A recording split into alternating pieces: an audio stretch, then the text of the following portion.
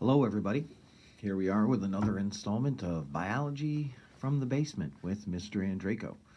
The purpose of this video is to give an example of what a slideshow would look like. That includes all of the necessary information, as well as for periods 6 and 7. Nobody picked the group crustaceans, so this will also be an opportunity for you to fill in your squares and see how this is going to work in the future. But before we get started, of course, we need a fact of the day to get started, and that is that it is possible for humans to have two sets of DNA. One way it's possible is through a bone marrow transplant. Another way that it's possible is if you resorb a twin in the womb. So maybe Dwight from The Office does have the strength of an adult man and a little baby. Who knew?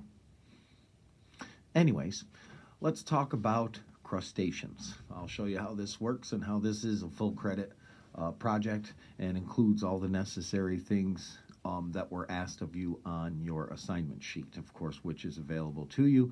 And if you have any questions, please feel free to reach out.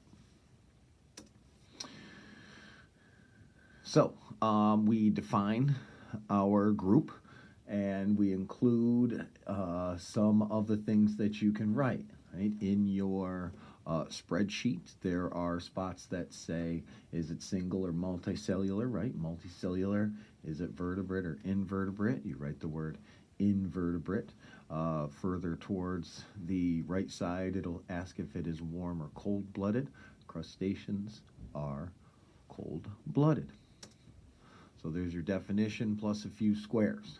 One of the other parts of the assignment that you don't have to fill in on the spreadsheet is the classification, but that's something that I want to see, right? Where are they classified, right? And as you can see, is that crustaceans are actually part of the arthropods, another group that we will be looking at. You also have to include nutrition and habitat, fancy terms for where they live and what they eat. Of course, there's nothing in the slideshow for that. You also have to have a section for adaptations. You know, what makes your group your group. So they included that as well.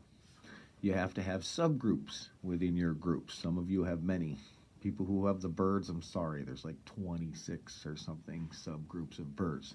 But there are quite a few subgroups of the crustaceans, which include things like even arachnids and stuff like that are related, but not technically subgroups. All right, so here we go for your spreadsheet info. Right, there's circulation, just write the word open. They don't have tubes or blood vessels, as they're called.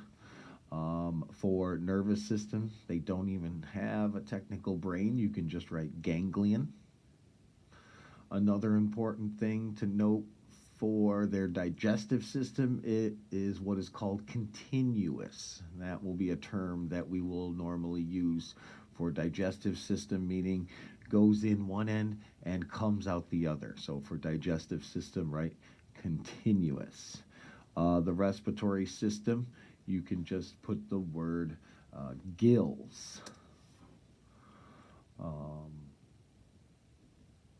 Other things that we have here, all right, we have an external skeleton, right? These are invertebrates with an external skeleton. That's another square that you have to fill in. For things like their sensory organs, right, you can just say that they have sight and they have chemical senses. That would be a good answer to put there. Okay, here's a nice diagram, right? We included all of our things for our systems, right? A continuous system. It has an open circulation, right? There's no set brain here, right? Like we said, there is just ganglion, which is just a mass of nerves that make decisions, kind of like our spinal cord.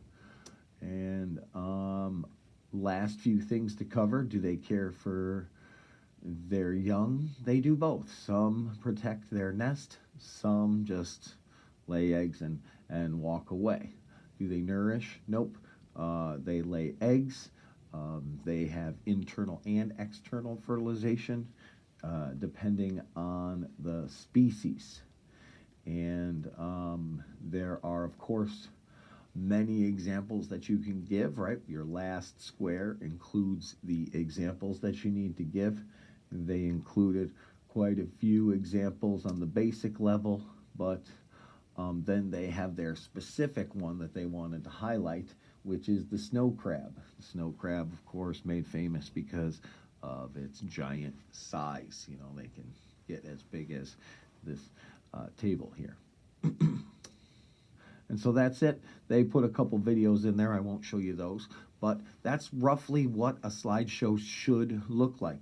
Notice that there were pictures on every page. You don't have to get too fancy with all the animations and everything, but they highlighted the information that you needed to know and covered all of the parts, not just the squares in the slideshow, but also included the diet, habitat, adaptations, things like that. So make sure you include all of those. And like I said before, please email me with any other questions. Hope all is well, and we'll see you soon.